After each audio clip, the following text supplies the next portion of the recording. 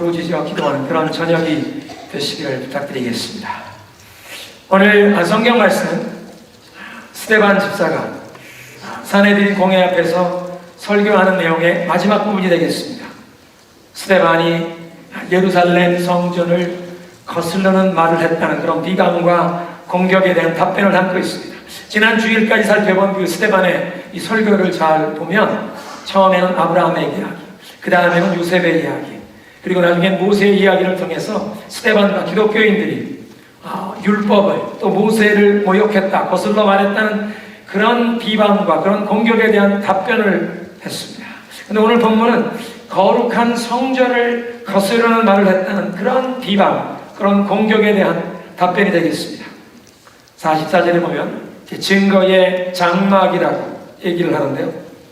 지난주에 생각했던 그 광야교회, 애굽에서 노예 생활하던 이스라엘 백성들이 나와 약속의 땅을 향해 가는 동안 하나님께서 그들에게 하나님의 말씀을 주시고 무엇보다 하나님을 예배할 수 있는 그 성막의 중심은 법궤, 언약궤였습니다. 그리고 우리가 아는 것처럼 그 언약궤 속에는 하나님께서 모세를 통해서 주신 그 십계명, 하나님이 친히 돌판에 쓰신 그 십계명 돌판이 법궤 안에 모셔져 있었는데 그 돌판을 증거판이라 부르기도 했기 때문에 이 성막을 증거의 장막이라 부른 것입니다.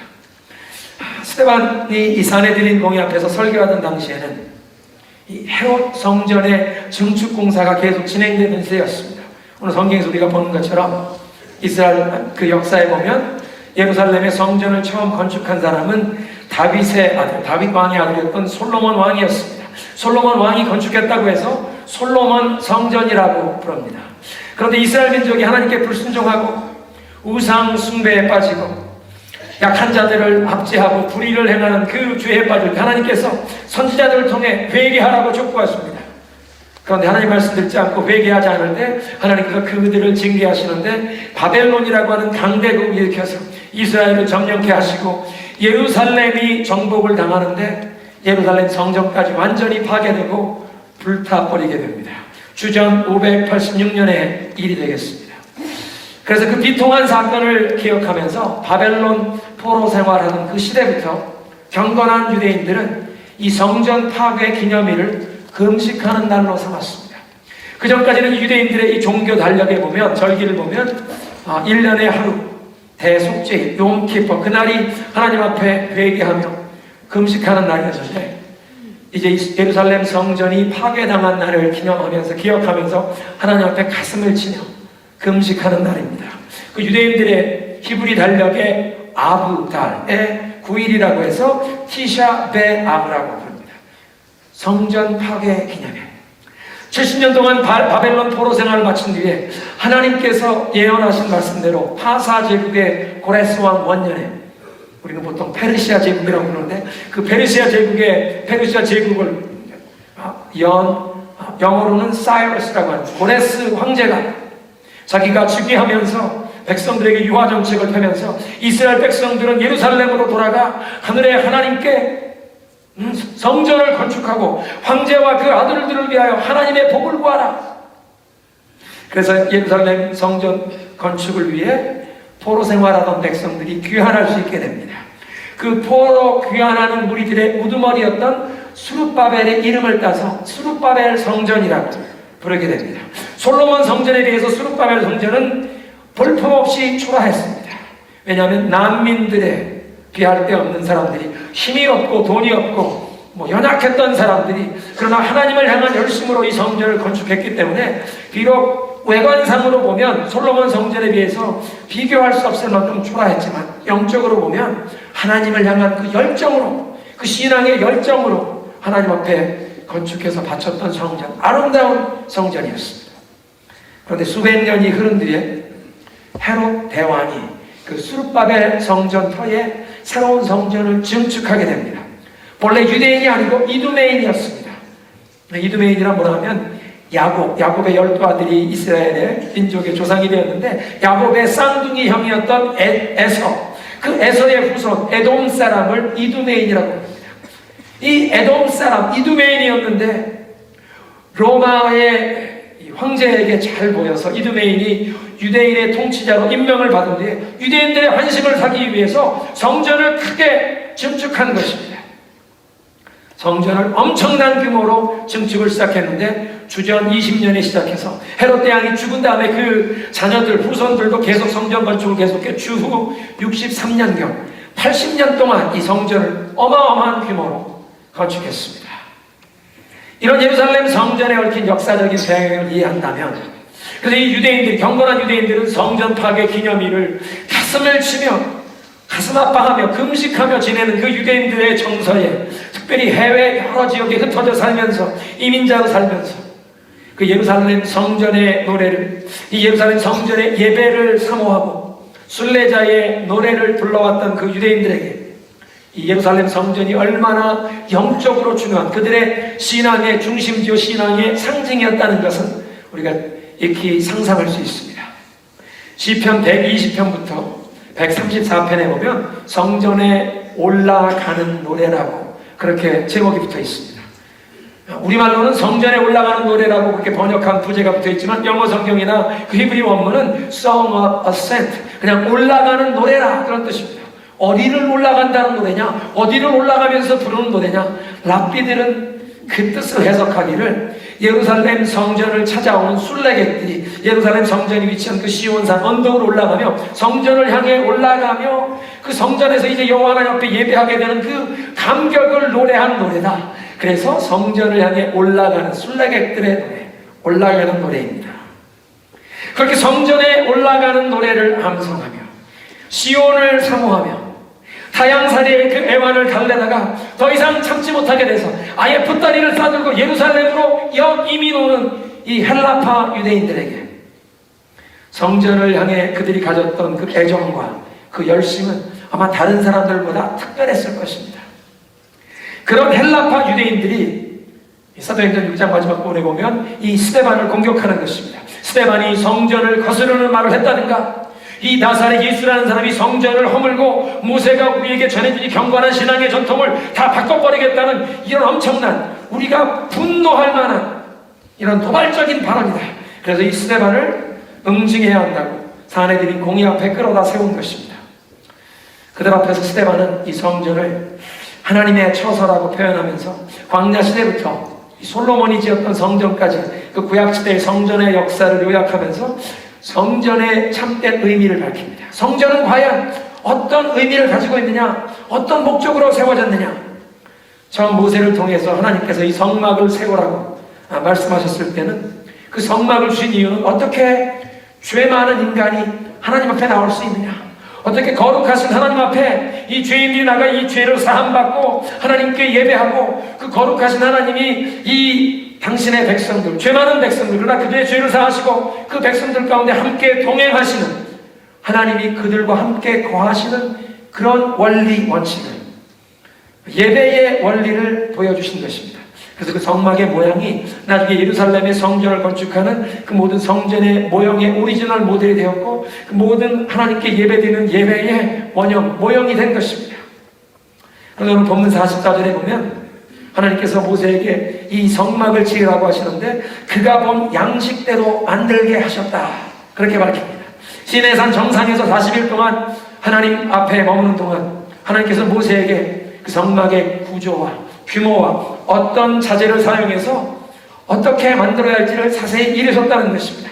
그리고 산 위에서 하나님께서 모세에게 보여주신 그 양식 그대로 만들어라 지시하십니다. 출애굽기 25장부터 27장에 보면 모세가 이제 산에 올라가서 하나님이 율법을 주시고 십계명을 주신 다음에 어떻게 성막을 지어야 하는지 그 성막의 여러 그 가구들과 이런 모든 것들을 보여주시고 지시해 주시는데, 너는 산에서 보인 양식대로 만들지니라, 이 말씀이 여러 번 반복되고 있습니다.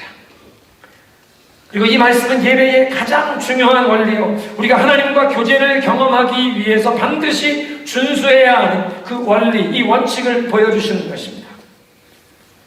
지성이면 감천이라는 그런 말을 우리들이 하는데요, 옛부터 우리네 사람들은 생각하기를 열심으로 지극한 정성으로 예배 드리기만 하면 되는 줄로 알았습니다.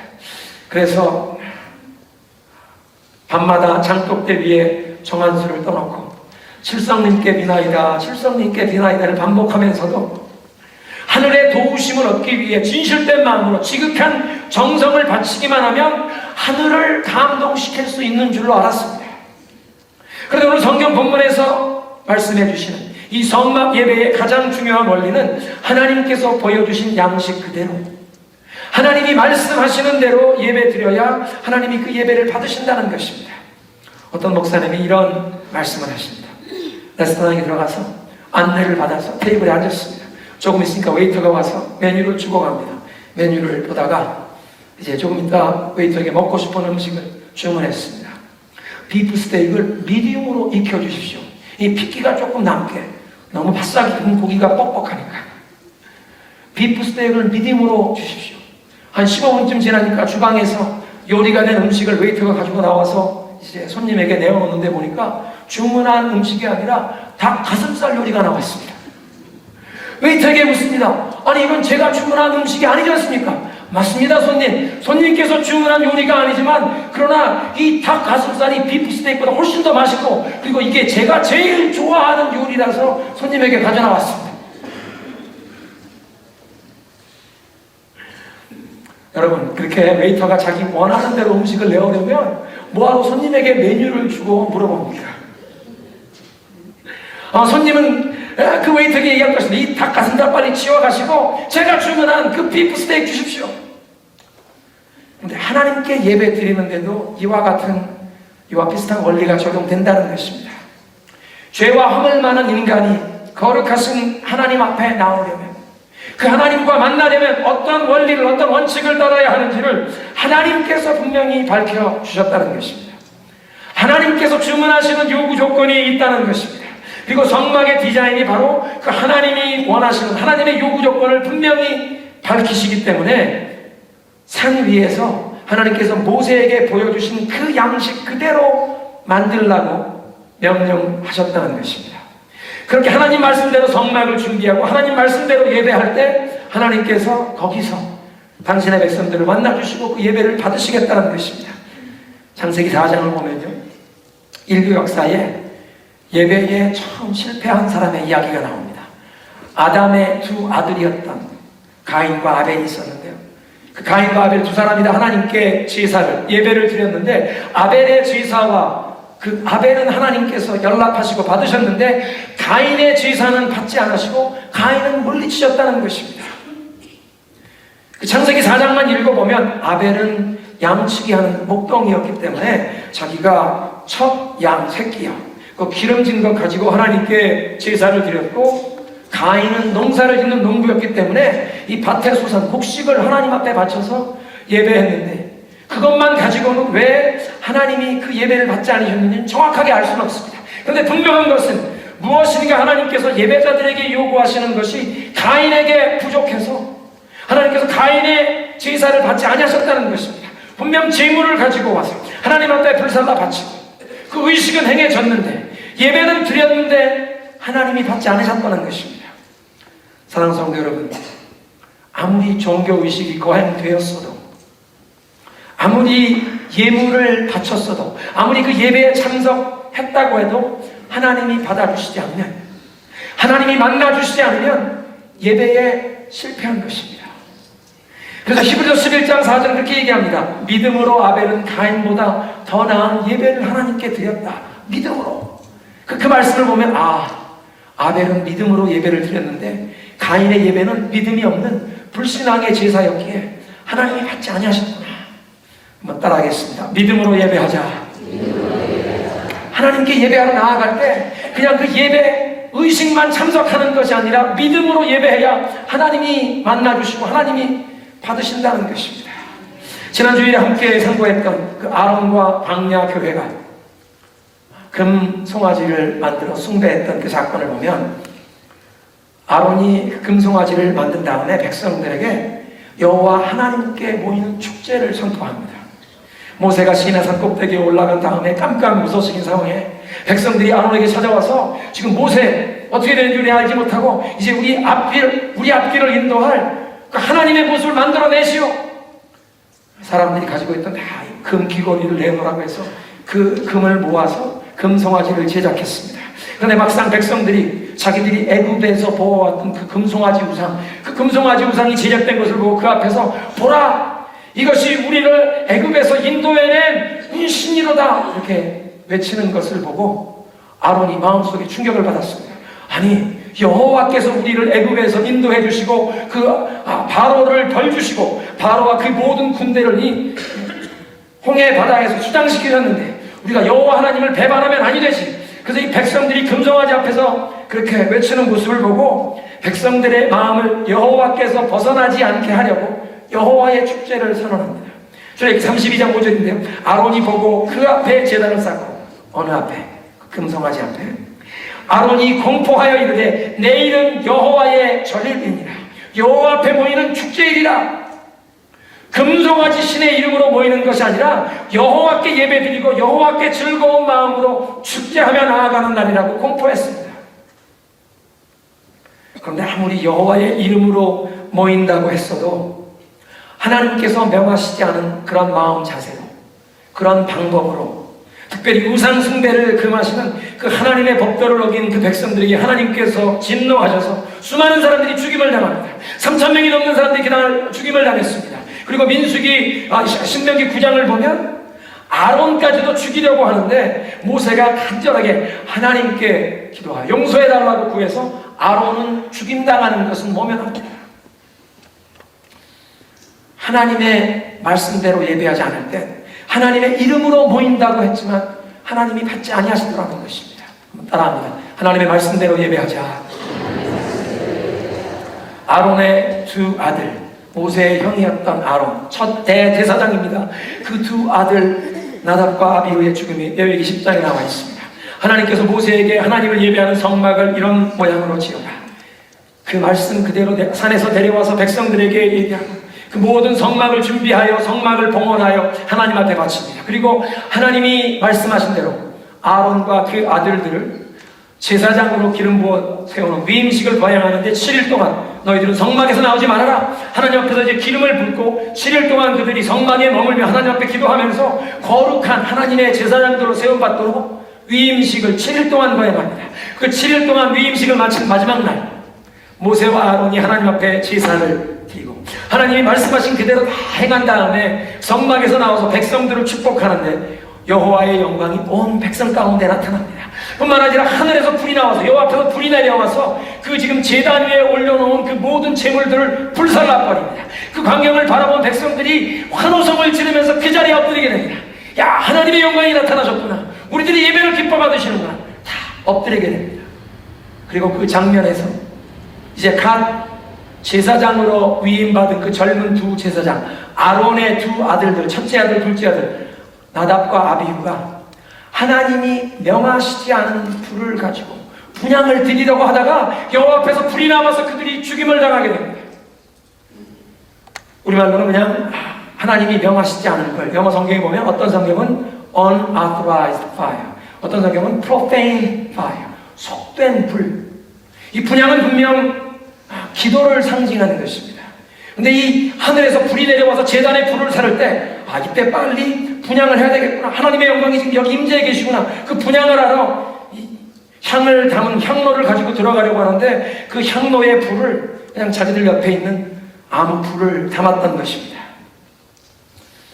하나님이 명하시지 않은 다른 불, 하나님 말씀에 따르는 것이 아니라 그 상황에서 내 생각대로 이게 제일 쉬운 것에서 구할 수 있는 불, 빨리 이 불을 가지고 들어가야 한다는 내 생각대로 한 제사, 그 제사를 하나님 받지 아니하시고 도리어 저들을 징계하셨다는 것입니다.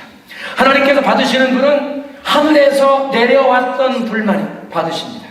나중에 민수기를 보니까 하나님 앞에 드리는 그 분향, 기도를 상징하는 그 분향은 하나님이 내려주셨던 그 번제단에 내린 불, 제사장들의 책임 중에 하나는 그 번제단에 내린 그 불, 그 불이 제단에 불이 꺼지지 않도록 하는 것입니다.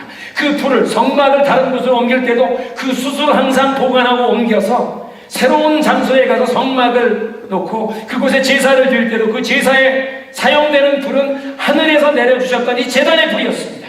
이 제단의 불을 향로에 담아다가 분향단에 들어가서 하나님 앞에 분향할 때 그 기도를 받으신다는 것입니다. 무슨 뜻입니까? 성령의 불이 우리 심령에 임하여 그 성령의 불을 힘입어 하나님 앞에 드리는 기도, 성령의 불을 힘입어 하나님 앞에 드리는 예배만 하나님이 받으실 만한 제사인 줄로 믿으시기 바랍니다. 한번 따라하겠습니다. 주여, 내 심령에도 하늘의 불을 내려주소서. 성령의 불을 내려주소서. 믿으십니까? 우리 심령에도 하늘의 불이 내려야 그 하늘의 불을 힘입어 드리는 예배만 하나님이 받으실 수 있는 기도요, 하나님이 받으실 수 있는 예배가 된다는 것입니다.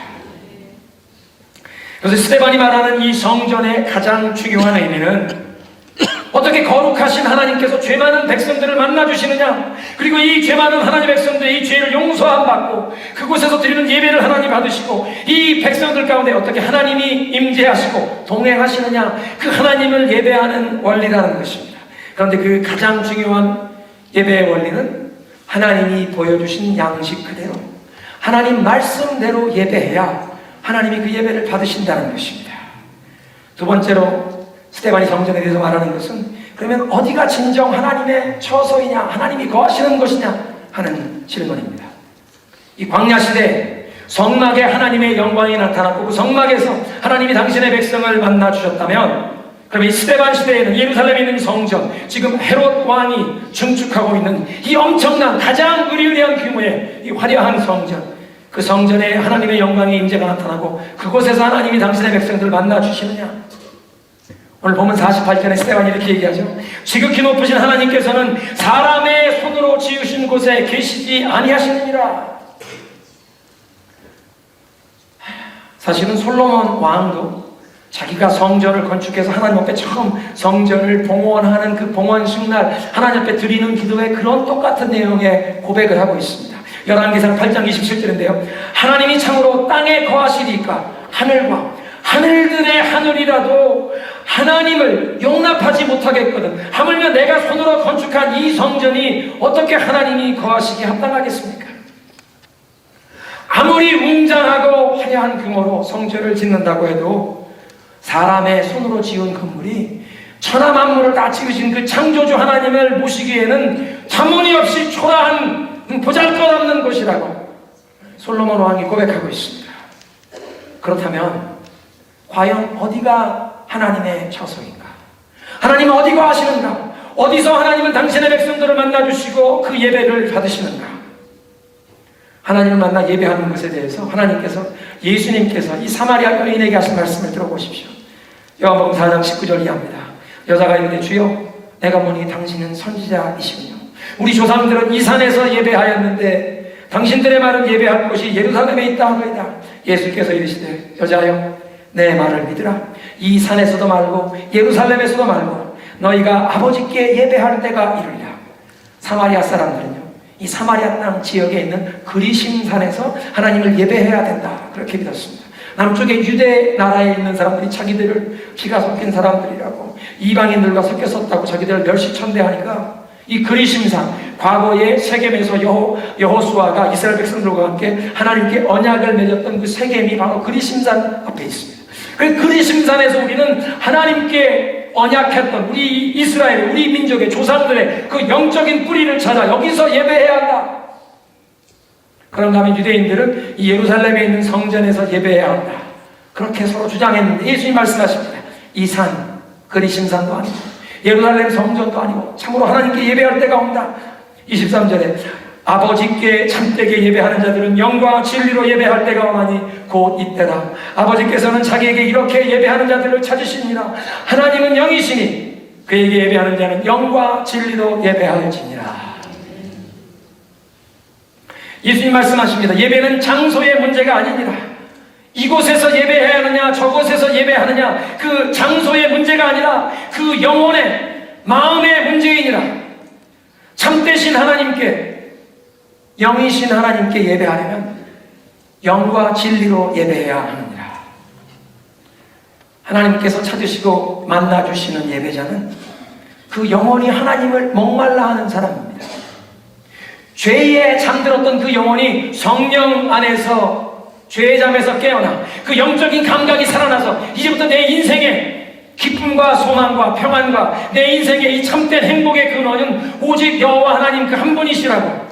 그래서 내 영혼에 진실된 마음으로 간절한 마음으로 그 하나님을 목말라 하는 사람, 하나님을 찾는 그런 사람을 하나님이 만나주신다는 것입니다. 성령으로 거듭나 그 영혼이 깨어난 사람, 그 성령의 도우심을 힘입어 하나님을 찾고 하나님을 목말라 하고 하나님을 만나기를 사모하며 나아가는 사람을 하나님이 만나주시는 것, 그것이 참된 예배인 줄로 믿으시기 바랍니다. 뿐만 아니라 진리 안에서 worship and truth, 하나님의 말씀, 그 진리 안에서 예배하라는 것입니다. 그러니까 우리의 영혼에 하늘의 불, 성령의 불을 받아 하나님의 말씀대로 예배할 때 그런 예배자를 하나님이 만나주신다는 것입니다. 그렇다면 이런 예배자가 하나님을 만나는 것은, 그런 예배는 장소의 문제가 아니라 마음의 자세에 관한 문제고, 그렇게 성령의 불을 받은 이 사람의 마음이 바로 하나님께서 그 사람을 만나주시는 성전이 되시는 줄로 믿으시기 바랍니다. 한번 따라해서 우리의 마음이 하나님께서 우리를 만나주시는 성전이다. 믿으십니까? 사랑하는 성도 여러분, 하나님께서 우리의 마음에 찾아오셔서 우리의 마음에서 우리를 만나주시고 우리의 기도를 들으시고 우리의 예배를 받으시기 원하신다면, 그래서 이 우리의 마음을 성전으로 삼아주시길 원하신다면, 그러면 과연 우리는 어떤 마음 자세로 하나님께 나아가야 하나님이 그런 마음을 기쁘게 받으시겠습니까? 시편 51편 17절에 그렇게 말씀하십니다. 하나님께서 구하시는 제사, 하나님께서 찾는 예배는 상한 심령이라. 하나님이여 상하고 통해하는 심령을 주께서 멸시치 아니하시니이다. 하나님 앞에 겸손한 마음으로 회개하며 통해 자복하며 나오는 그 마음을 하나님이 물리치지 아니하시고 그런 마음을 받아주시고 그런 마음이 하나님이 찾으시는 예배, 하나님이 찾으시는 제사라고 말씀하십니다. 스데반은 담대하게 증거하는 것입니다. 하나님이 거하시는 처소, 하나님의 처소는 사람의 손으로 지은 눈에 보이는 건물 성전이 아닙니다. 예수님께서 임마누엘로 우리와 함께 거하시는 하나님으로 찾아오셨습니다. 예수님께서 우리의 모든 죄를 담당하시고 십자가로 가셨기에 이제 그 예수님 앞에 우리의 모든 죄를 겸손하게 회개하고 자복하는 마음으로 그 십자가 앞에 나오는 사람들을 예수님께서 십자가 앞에서 우리를 만나주시고 우리의 이 마음에 찾아오셔서 우리의 죄를 사해 주시고 우리와 동행해 주시고 우리의 마음을 당신이 거하실 처소로 성전으로 삼아 주십니다. 하나님이 거하시는 처소 성전은 우리의 마음입니다. 스데반은 예루살렘 성전이 얼마 지나지 않아서 없어질 것을 알았던 것 같습니다. 왜냐하면 이 성전 제사가 점점 필요 없어지는 것을 알았기 때문입니다. 하나님의 아들이신 예수님께서 하나님의 백성들을 위해서 이 모든 죄를 대속하시는 대속의 제물이 되셨기 때문에, 속죄양이 되셨기 때문에 더 이상 짐승을 죽여서 피를 흘려 하나님 앞에 예배할 필요가 없어졌다는 것을 알았습니다. 그리고 그 예수님을 믿고 의지하며 그리고 그 예수님께 마음을 다하여 나아가는 겸손한 마음으로 죄를 자복하는 마음으로 다른 사람과 비교하는 것이 아니라 하나님 앞에 내가 죄인인 것을 고백하는, 나의 허물과 죄악을 겸손하게 하나님 앞에 인정하는 마음으로 그렇게 나아가는 그 겸손한 사람들의 마음을 하나님이 성전 삼아주시고 예수님이 우리에게 찾아오셔서 우리와 동행하신다는 그것을 알았던 것입니다. 그래서 이 사도행전 7장이 끝나면 이 스데반의 이 순교의 사건이 끝나고 나면 8장부터는 그 전까지는 유대인들에게 복음의 선포가 되는 것이 이제 이방인을 향한 복음 선포에 선교의 문이 열리는 사도행전의 역사를 보게 됩니다. 말씀을 정리하겠습니다. 하나님께서 모세를 통해서 성막을 세우게 하신 것은 어떻게 하면 거룩한 하나님 앞에 죄 많은 사람들이 나아갈 수 있느냐, 어떻게 하나님께 예배할 수 있느냐, 우리의 죄를 용서함 받고 우리의 예배가 그 거룩하신 하나님께 받으심 받을 수 있느냐, 그 하나님이 우리를 만나주시고 우리와 동행하시는 그런 삶을 경험할 수 있느냐, 그 성막 예배의 가장 중요한 원리는 하나님이 보여주신, 산 위에서 보여주신 양식 그대로 하나님이 주문하시는 대로 하나님의 말씀대로 예배하라는 것입니다. 그런가 하면 두 번째로는 이 예배는 그렇게 보면 장소의 문제가 아니라 마음의 문제, 우리의 영혼의 문제라는 것입니다. 영이신 하나님께 참으로 예배하기 위해서는 영과 진리로 예배하라. 성령 안에서 죄잠에서 깨어난 그 영혼이 하늘의 불, 성령의 불이 내 마음에 임해 하나님의 이 말씀 안에서 주님을 예배하고자 나아갈 때 우리의 마음을 성전 삼으시는 임마누엘, 우리와 함께 하시는 하나님, 그 예수님께서 우리의 영혼에 찾아오시고 우리와 영원토록 떠나지 않고 동행해 주실 줄로 믿습니다. 오늘도 그래서 우리가 상한 심령, 겸손히 우리의 허물과 죄악을 뉘우치며 회개하는 마음으로 주님께 나올 때 하나님께서 우리의 이런 겸손한 마음을 물리치지 아니하시고 우리를 받아주시고 오늘 이 자리에서 우리를 만나주시면 하나님 우리의 심령에 하늘의 불을 내려주옵소서, 성령의 불을 내려주옵소서. 그래서 하나님 말씀대로 살아가며 우리의 삶이, 내 마음이 진정 성전되어 주일 아침 1시간만 아니라 일주일 내내 내 마음속에 이 예수님을 모시고 성전답게 살아가게 하여 주옵소서. 이런 마음으로 우리 믿음의 고백을 찬양을 올려드리겠습니다. 주께 가까이 나리 끄소서.